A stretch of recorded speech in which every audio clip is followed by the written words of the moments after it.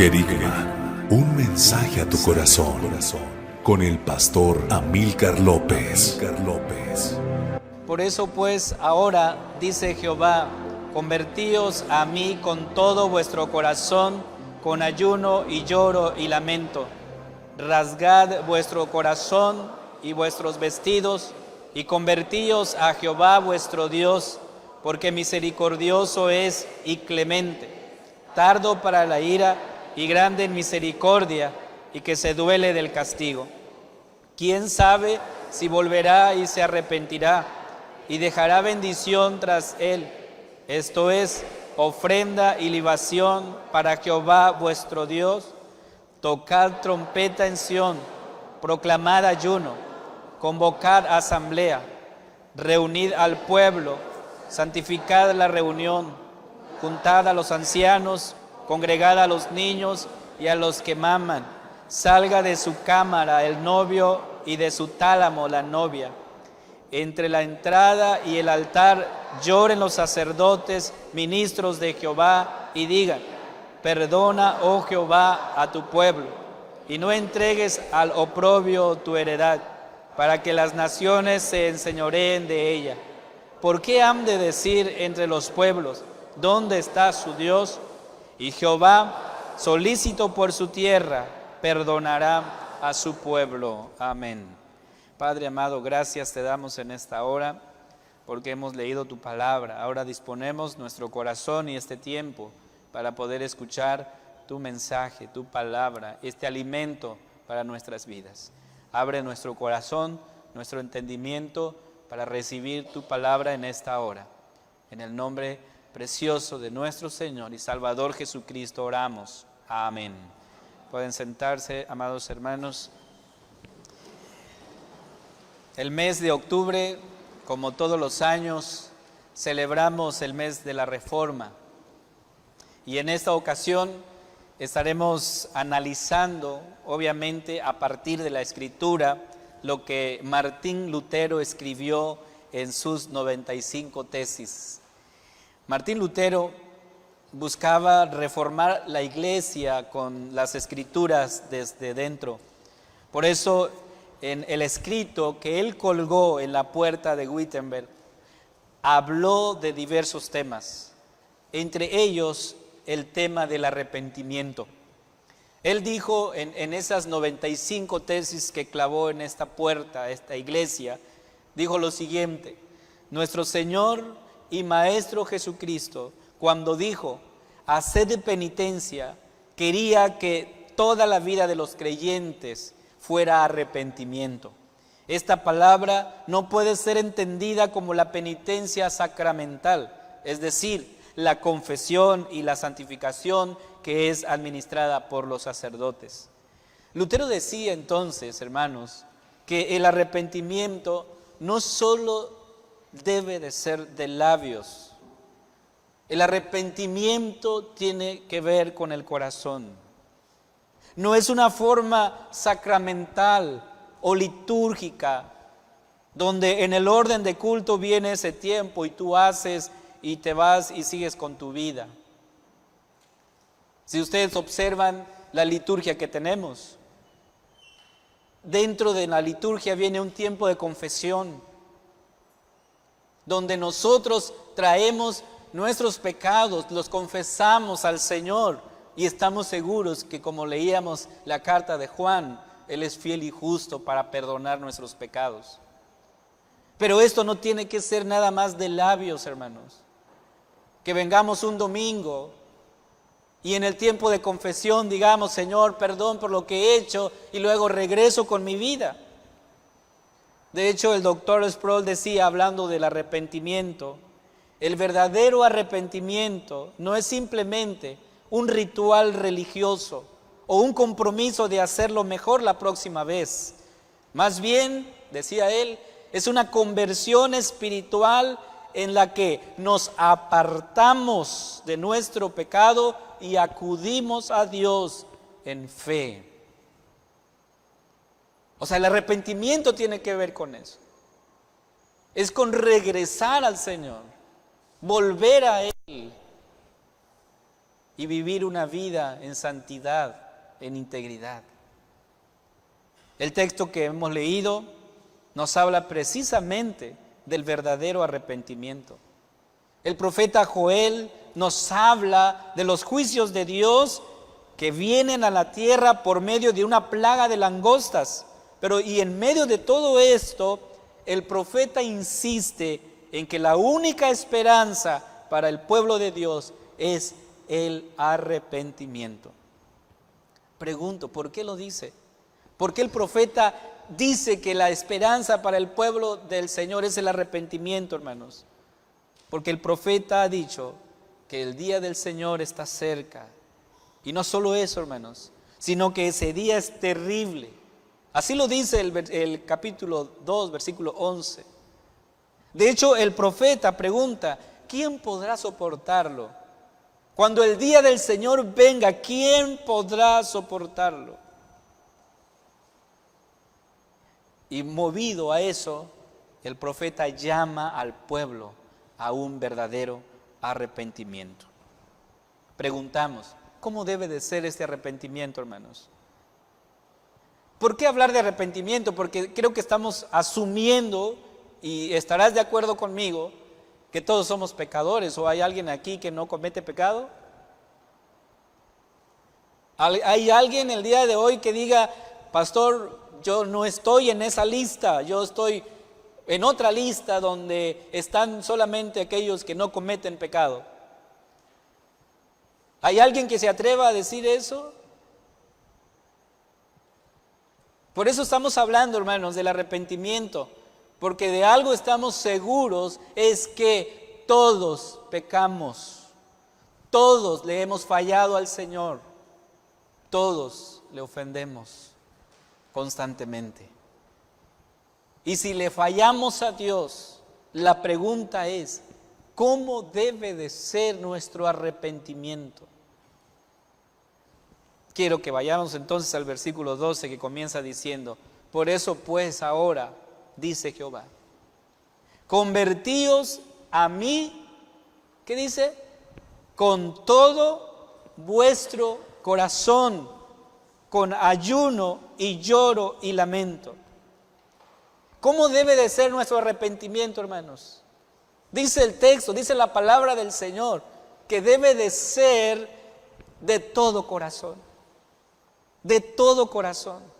Hermanos, la palabra conversión, porque el texto dice convertíos a mí de todo corazón, significa volver, cambiar de rumbo. Y esta es la exhortación de Dios a su pueblo, que se vuelva a Él, que se aparte de sus pecados y regresen a Él. Pero ¿cómo van a volverse a Dios, hermanos? ¿Cómo deben de hacerlo? Dice aquí el texto, de todo corazón. Ahora, quiero que observes algo muy importante aquí. En esta invitación, en esta exhortación de Dios a su pueblo, podemos ver gracia. ¿Por qué gracia, hermanos? Porque Dios le da la oportunidad al pueblo de arrepentirse. Dios le da el tiempo al pueblo para que se arrepienta y se vuelva a Él. En ese arrepentimiento hay 3 características que deben de manifestarse en la vida de alguien que se ha arrepentido de corazón. Primero, el texto menciona cómo debe hacerse: con ayuno, con lloro y lamento. Ayuno, lloro y lamento. Cuando tú ves a una persona así, cuando tú observas a una persona que se ha arrepentido de corazón, puedes ver el lloro, el lamento. Cuando nosotros revisamos la historia del pueblo de Israel, encontramos que así reaccionó el pueblo cuando el rey Asuero firmó el decreto donde decía, ahí en Esther capítulo 3, versículo 13, que fueron enviados obviamente cartas por correos a todas las provincias del rey con la orden de destruir, matar y exterminar a todos los judíos, y jóvenes y ancianos, niños y mujeres en un mismo día. Cuando el pueblo escuchó eso, cuando Israel escuchó ese decreto, en Esther 4:3, ¿qué hicieron ellos? Dice que se arrepintieron. Se llenaron de luto, ayunaron, lloraron y lamentaron. Se arrepintieron, hermanos. Entonces, otra señal de verdadero arrepentimiento tiene que ver con lo interno. No solamente externamente, sino internamente debe haber ese convencimiento de que en verdad nos hemos arrepentido. Alguien puede decir de labios, me arrepiento, lo siento, no lo voy a volver a hacer. Pero si lo dice de labios, te aseguro que otra vez volverá a hacer lo mismo. El verdadero arrepentimiento es cambiar de rumbo. Por eso el profeta dice en el versículo 13, rasgad vuestros corazones y no vuestros vestidos. O sea, el rasgar el vestido era una práctica externa que normalmente se hacía en esos tiempos, cuando alguien pasaba por alguna situación, como el rey David, rasgó sus vestidos. Era una costumbre que se hacía y externamente manifestaban su dolor y su lamento. Sin embargo, muchos lo hacían externamente para que los demás vieran que en verdad se habían arrepentido, y entonces sí, lo siento, y rasgaban sus vestidos, aunque internamente no estaban convencidos de eso.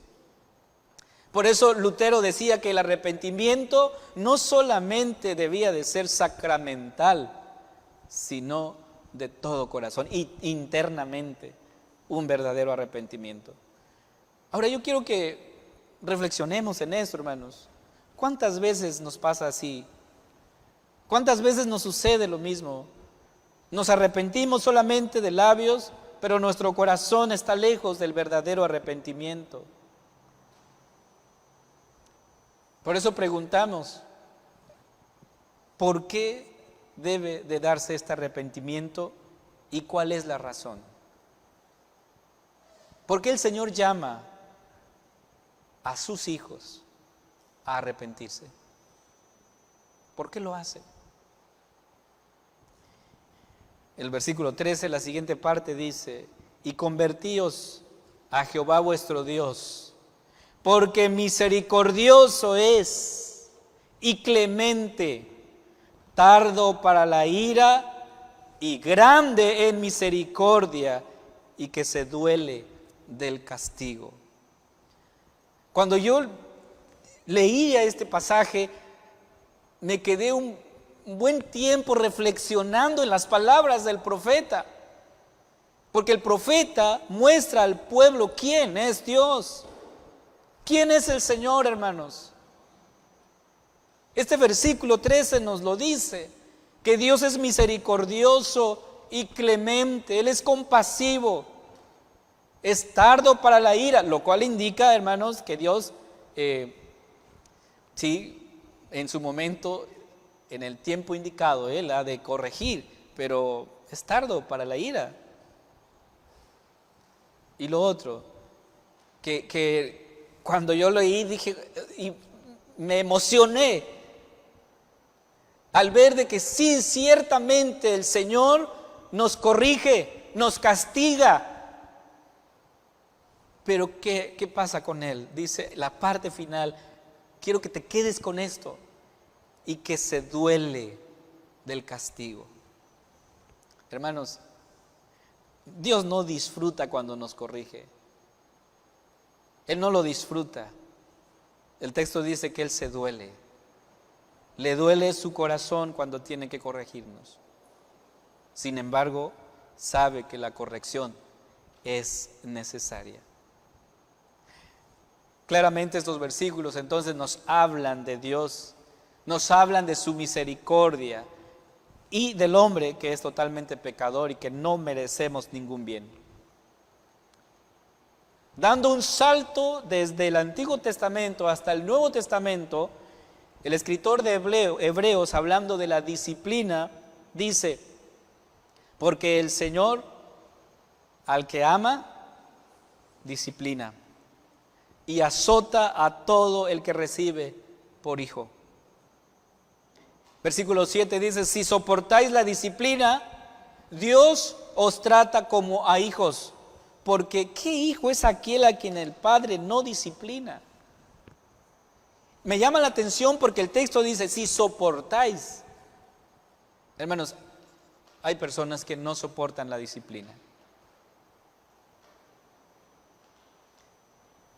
Pero si usted lo soporta, dice el texto, usted es hijo de Dios. Porque el versículo 6 dice: porque el Señor al que ama, disciplina. Cuando somos disciplinados por el Señor, lo que podemos observar aquí es una muestra de su amor constante en nuestras vidas. Y en la disciplina del Señor, hermanos, podemos ver su misericordia, porque eso significa, hermanos, que somos sus hijos.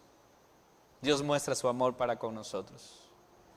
Ahora yo pregunto, ¿está obligado Dios a perdonarnos? ¿Dios está obligado a perdonarte?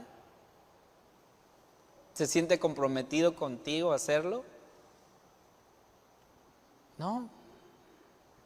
Dios es soberano, no está obligado a hacernos algún bien. No tiene necesidad de nosotros. Suena duro y fuerte, pero es la verdad. Dios no nos necesita, ¿no? Por eso el versículo 14 dice, vean, observen el versículo 14, dice: ¿quién sabe? Quizá les suspenda el castigo y les envíe una bendición en vez de maldición. Quizá puedan ofrendar grano y vino al Señor su Dios como lo hacían antes. Por eso el profeta abre esta interrogación y dice: ¿quién sabe? Conscientes de eso, hermanos, podemos asegurar que Dios perdona. De eso estamos de acuerdo. ¿Por qué lo hace? Porque Él es misericordioso. No está obligado a hacerlo, es importante aclararlo. Sin embargo, Él se complace en hacerlo. ¿Por qué lo hace, hermanos? Porque Él muestra su misericordia. Porque la palabra del Señor nos dice que Él nos ama. O sea, Él te ama. Por eso Él extiende su misericordia a ti. Por lo tanto, el profeta hace un llamado a todos, un llamado al arrepentimiento verdadero y genuino. Ese es el llamado del Señor.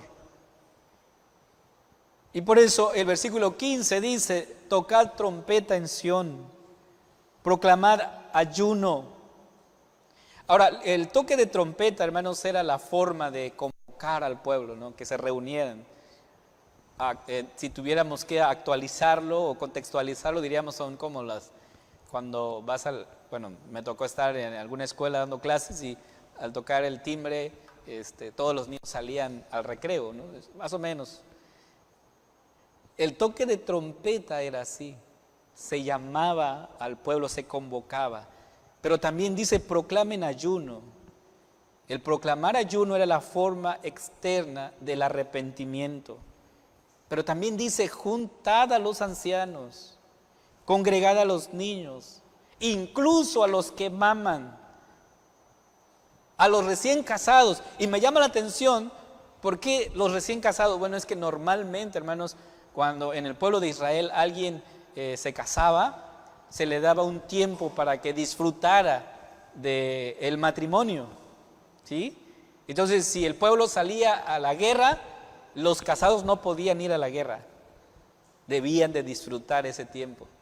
Pero aquí el asunto es urgente y por eso el profeta dice: también a los recién casados, tráiganlos, congréguense.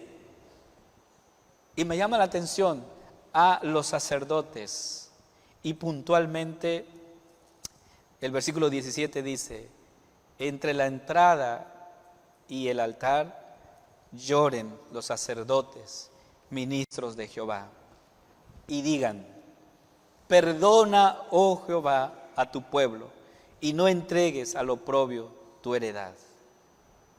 O sea, la oración de los sacerdotes debía de ser una oración de ruego, de perdón, implorando el perdón del Señor. Perdona, oh Jehová. Ahora, ¿qué hace Dios cuando el pueblo se humilla y se arrepiente de corazón, hermanos? ¿Qué es lo que Dios hace? Cuando tú vienes y dices: he pecado, me arrepiento, ¿qué dice Dios? El versículo 18: y Jehová, solícito por su tierra, perdonará a su pueblo. ¿Te das cuenta? Dios es misericordioso, Él es perdonador. Si tú le has fallado al Señor, el Señor te invita constantemente a venir a Él. Él es misericordioso y perdona nuestros pecados. Amados hermanos, el llamado del profeta a los sacerdotes es un llamado a implorar la misericordia del Señor. ¿Y cómo lo van a hacer? Llorando, pidiendo perdón por el pueblo. ¿Esto les recuerda algo a ustedes? Eso a mí me recuerda mucho lo que Jesús hizo por nosotros. ¿Qué hizo el Señor cuando Él vio la gran ciudad? Dice que Él lloró al ver a ese pueblo en su pecado. El Señor Jesús pidió al Padre por los pecados de su pueblo. ¿Y saben qué pasó? El Padre escuchó la oración y en el sacrificio de Cristo nosotros fuimos perdonados. Amados hermanos, debemos de vivir en consecuencia al perdón que hemos recibido en Cristo.